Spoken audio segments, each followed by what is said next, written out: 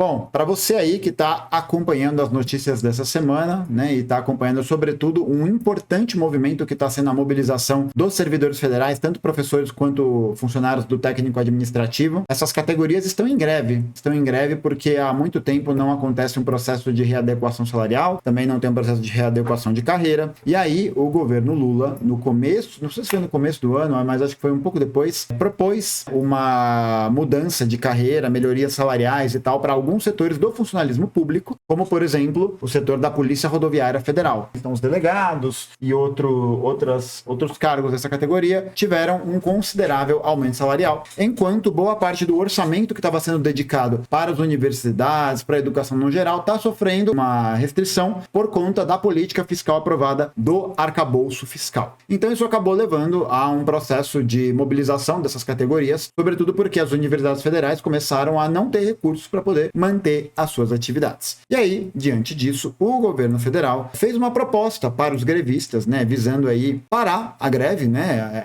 acabar com o movimento para que o trabalho pudesse voltar à normalidade, coisa e tal. O governo, deixa eu mostrar aqui para vocês. O governo fez aí a proposta, né, de aumento salarial, e esse aumento salarial seria concedido num espaço de tempo de mais ou menos uns 3 anos. E aí o governo fez uma proposta bem maior do que havia sido proposta anteriormente, né? Então ele propôs um aumento de 9% para janeiro de 2025 e depois 3,5% de aumento para 2026, dizendo que a recomposição da perda que os servidores federais tiveram ao longo desse tempo seria recomposta paulatinamente, né? Seria recomposta aos poucos. E aí o governo também havia formalizado uma proposta de reajuste nos auxílios de alimentação, saúde e creche para os servidores federais. E aí, depois que essa proposta foi colocada, né, pelo governo, a gente teve a resposta, né, das organizações sindicais desses servidores, desses trabalhadores, que foi justamente a recusa à proposta. As categorias acabaram votando para que essa proposta não passasse, né, e aí isso acaba fazendo com que a greve continue, e a continuação dessa greve vai significar um aumento do tensionamento para o governo Lula.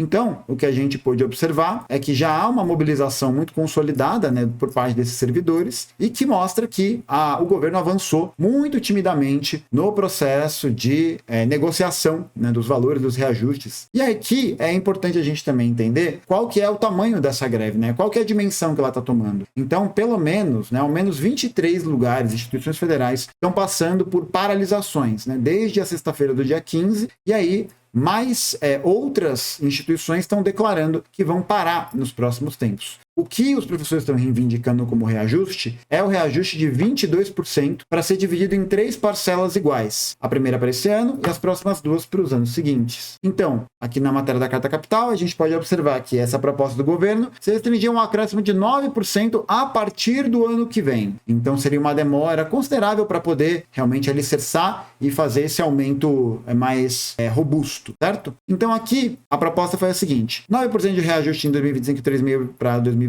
reajuste dos auxílios, como a gente havia visto na notícia anterior, só que agora, né, os servidores acabam não optando por essa proposta do governo. E o que isso significa politicamente? Acho que é muito importante de saída a gente perceber que essa mobilização, ela está vindo justamente como um fruto das próprias dinâmicas de como a política do governo Lula tem sido uma política de, ao mesmo tempo que você mantém uma certa defesa abstrata, uma defesa difusa de aspectos progressistas, é um governo que está realizando a continuidade do projeto neoliberal intensificado a partir da Ponte para o Futuro e que foi continuado pelo governo Bolsonaro. Sobretudo porque essa mobilização está acontecendo com a participação daquele que é o queridinho, né, de vários progressistas, que é o queridinho aí das fundações espalhadas pelo Brasil, que é a rapina que o Jorge Paulo Lemann tem feito no Ministério da Educação. E isso tem sido um problema cada vez maior, porque o governo Lula já há algum tempo tem feito mobilizações, tem feito sondagens para que haja uma diminuição naquilo que a gente chama de pisos constitucionais da saúde e da educação. Só para poder explicar para você que está chegando, para você que, né, nunca ouviu falar dessa parada, os pisos constitucionais da saúde e da educação são os valores básicos que têm que ser investidos todo ano e é uma cláusula na Constituição que só pode ser alterada a partir de uma proposta de uma emenda emenda constitucional. Então, desde 88, existem esses pisos orçamentários. Só que o que acontece é que, conforme o Davi Decache e eu falamos no nosso programa no Dessa Letra Show, inclusive, você pode procurar a Jo, coloca o link do canal desse vídeo aqui, por favor, na entrevista que eu fiz junto com o Decache pro Dessa Letra Show, que era previsível que com o processo de aprovação do arcabouço fiscal, isso acabaria restringindo outras áreas orçamentárias fundamentais. Porque o que acontece é o seguinte, o arcabouço fiscal, ele é a lei de responsabilidade fiscal que está colocando a seguinte necessidade, que o governo tem que ter um superávit primário e tem que trabalhar para poder construir o déficit zero no processo de equilíbrio e de distribuição do orçamento brasileiro. Então, o governo teria que ter um superávit primário e, apresentado esse superávit primário, o que seria necessário o que seria possível dentro da lei do arcabouço fiscal seriam investimentos de até, no máximo, 70% daquele superávit que foi acumulado em questão, né? Então, isso acaba levando a uma restrição muito grande do volume de investimentos que pode ser realizado dentro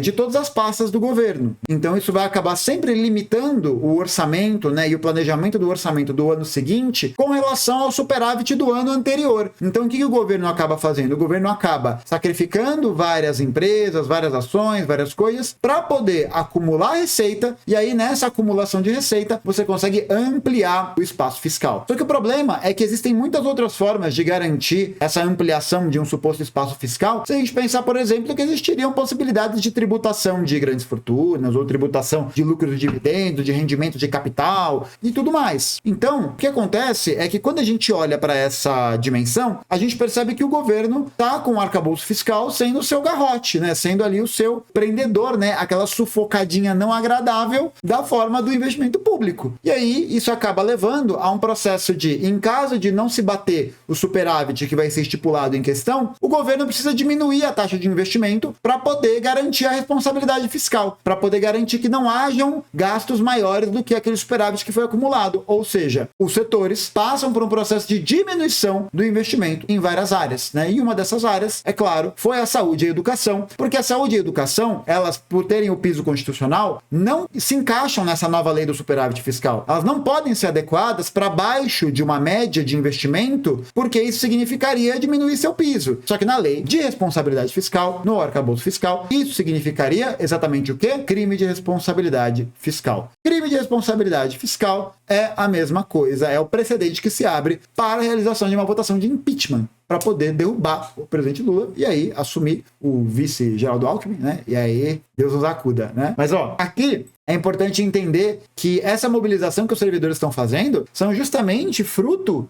desse processo todo que tem se acumulado ao longo desses últimos 2 anos. Dessas tensões que têm crescido de, por um lado, o governo Lula ter se apresentado como uma alternativa para a classe trabalhadora, como uma alternativa para os servidores federais, como uma alternativa para toda a camada social que foi duramente penalizada durante o governo Bolsonaro e que sofreu um verdadeiro cerco sobre a sua liberdade de circulação, sobre a sua autonomia, sobre a sua soberania e tudo mais. Então, essa mobilização que acontece, ela é muito importante. E ela é muito importante porque ela está refletindo justamente o fato de que a classe trabalhadora, se ela não estiver mobilizada, atuante nas ruas, reivindicando esses processos, ela vai ser vítima dos algozes da burguesia. Ela vai ser vítima das políticas de precarização, das políticas de privatização, das políticas de diminuição dos investimentos. Então, é aquele negócio. O governo não está apresentando uma alternativa concretamente que seja boa para a classe trabalhadora, porque estava preocupado ou está preocupado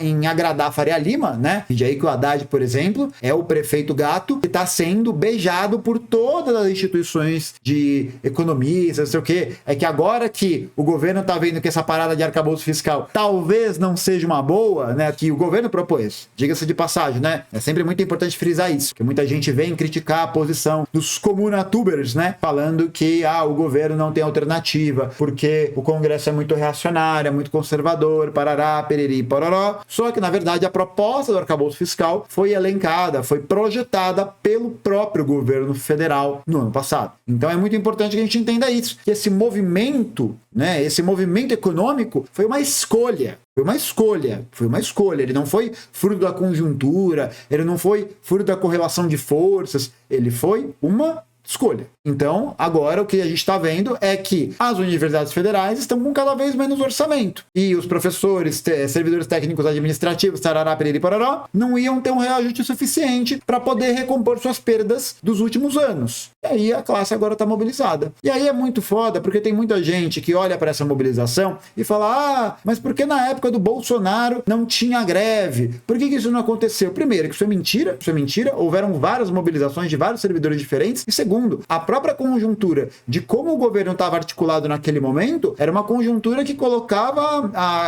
essa categoria de trabalhadores num lugar sitiado da luta de classes, num lugar de muito maior perigo para poder perder seus empregos, para poder sofrer perseguição política, como aconteceu. Vamos lembrar aí o presidente, acho que foi do INPE, se não me engano, né, que foi demitido sob uma pressão muito fodida. A gente teve aquele relatório que saiu também das pessoas que eram detratores, não sei o quê. Então você tem uma mobilização por parte do governo Bolsonaro que impedia essa flexibilidade. E agora não. Agora a gente pode até pensar que essa mobilização que está acontecendo ela é muito importante porque ela fortalece a classe. Vale lembrar também, né? O próprio Lula, Jô, coloca o tweet aqui.